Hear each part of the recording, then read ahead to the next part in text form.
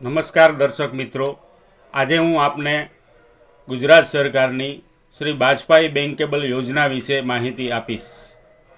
બાજપાઈ યોજના જે છે તે કુટીર ઉદ્યોગના કારીગરોને રાષ્ટ્રીયકૃત બેન્કો, સહકારી બેન્કો, પબ્લિક સેક્ટર બેન્કો, ખાનગી બેન્કો મારફતે નાણાકીય લોન સહાય આપવાની યોજના છે. આમાં સબસિડી પણ મળે છે. આ યોજનાનો હેતુ શું છે? આ યોજના હેઠળ ગુજરાતના શહેરી અને ગ્રામ્ય વિસ્તારોના બેરોજગાર વ્યક્તિઓને સ્વરોજગારી પૂરી પાડવાનો હેતુ રહેલો છે. તેમાં અંધ અને અપંગ વ્યક્તિઓ હોય તે પણ આ યોજનાનો લાભ લઈ શકે છે. હવે પ્રશ્ન એ થાય કે આ યોજનામાં કોણ કોણ લાભ લઈ શકે? તો યોજનાની કન્ડિશન, યોજનાની પાત્રતા શું છે? નંબર 1, કોઈ પણ વ્યક્તિ જેની ઉંમર 18થી 65 વર્ષ સુધીની હોય તે આ યોજનાનો લાભ લઈ શકે છે. અભ્યાસ કેટલો હોવો જરૂરી છે? ઓછામાં ઓછું 4 ધોરણ પાસ અથવા તાલીમ કે અનુભવ વ્યવસાયને અનુરૂપ ખાનગી સંસ્થામાંથી ઓછામાં ઓછી 3 માસની તાલીમ અથવા સરકાર માન્ય સંસ્થામાંથી ઓછામાં ઓછા 1 માસની તાલીમ લીધેલી હોવી જરૂરી છે. અથવા 1 વર્ષના ધંધાને લગતો અનુભવ હોવો જોઈએ અથવા વારસાગત કારીગર હોવા જોઈએ. આમાં આવકની મર્યાદા કોઈ પણ જાતિની નથી. આવકનો દાખલો જોડવો જરૂરી છે. આમાં ધંધાને લગતો અનુભવ જે 1 વર્ષનો માંગેલ છે તેના માટે આપે દાખલા તરીકે કોઈ બ્યુટી પાર્લરમાં કામ કરેલું હોય, બરાબર છે, તો તેની પાસેથી આપે એમના લેટર પેડ ઉપર કે ભાઈ સો એન્ડ સો વ્યક્તિએ અમારે ત્યાં 1 વર્ષની આ તારીખથી આ તારીખ સુધી આ ધંધાની સો એન્ડ સો ધંધાની તાલીમ લીધેલી છે એવું સર્ટિફિકેટ લેવું જરૂરી છે. એ આ યોજનામાં માંગે છે. માટે કોઈ પણ વ્યક્તિને આ યોજનાનો લાભ લેવો હોય તેણે આ સર્ટિફિકેટ મેળવી લેવું જરૂરી છે.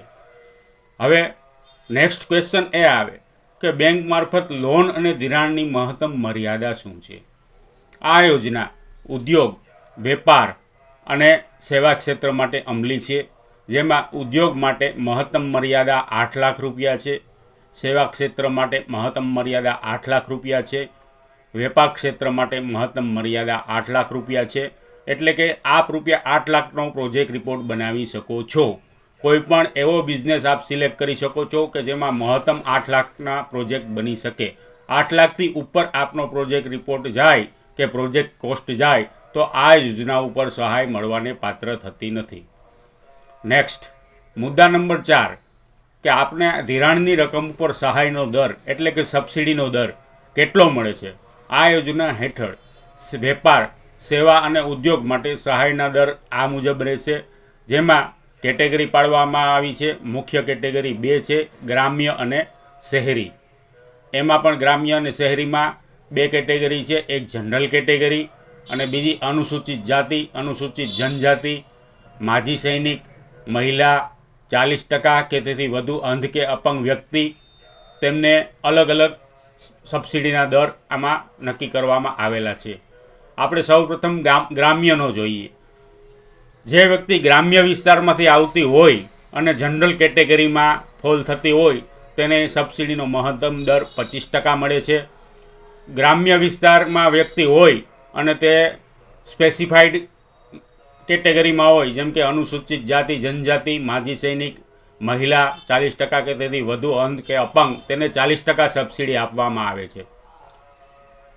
આ વ્યક્તિ શહેરી વિસ્તારમાંથી આવતી હોય અને જનરલ કેટેગરીમાં ફોલ થતી હોય તેને સબસિડીની મર્યાદા 20% છે. અને શહેરી વિસ્તારમાંથી આવતી હોય અને સ્પેસિફાઈડ કેટેગરી જેમ કે આ અનુસૂચિત જનજાતિ, માજી સૈનિક, મહિલા, 40% કે તેથી વધુ અંધ કે અપંગ, તેને 30% સબસિડી આપવામાં આવે છે.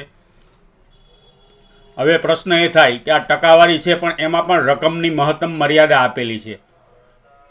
જેમ કે ઉદ્યોગ છે, કોઈ પણ વ્યક્તિ ઉદ્યોગ કરે છે તો તેને મહત્તમ ઉપરના પર્સન્ટેજ મુજબ સબસિડીની રકમ ગમે તેટલી થતી હોય પણ મહત્તમ રૂપિયા 1,25,000થી વધારે મળવા પાત્ર નથી. સેવા ક્ષેત્રમાં આ મર્યાદા રૂપિયા 1 લાખની છે. વેપાર ક્ષેત્રમાં એમાં અલગ કેટેગરી આપવામાં આવી છે. જનરલ કેટેગરીમાં શહેરીમાં ફોલ થતા હોય તો રૂપિયા 60,000 છે. જનરલ કેટેગરીમાં ગ્રામ્યમાં આવતા હોય તો રૂપિયા 75,000 મેક્ઝિમમ સબસિડીની રકમ મળવાપાત્ર છે. વેપાર ક્ષેત્રમાં reserve category SC ST OBC, મહિલા, અંધ, અપંગ વગેરે શહેરી કે ગ્રામ્ય વિસ્તારમાં હોય તો 80,000 રૂપિયા મહત્તમ સબસિડી મળવા પાત્ર છે. આમાં અંધ કે અપંગ લાભાર્થીના કિસ્સામાં કોઈ પણ ક્ષેત્ર માટે હોય તો મહત્તમ સહાય રૂપિયા 1,25,000 રહેશે. જૂનાગઢથી CA ભાવિન એ રતન ગાયરા, ઈમેલ આઈડી CABhavinIndia@gmail.com.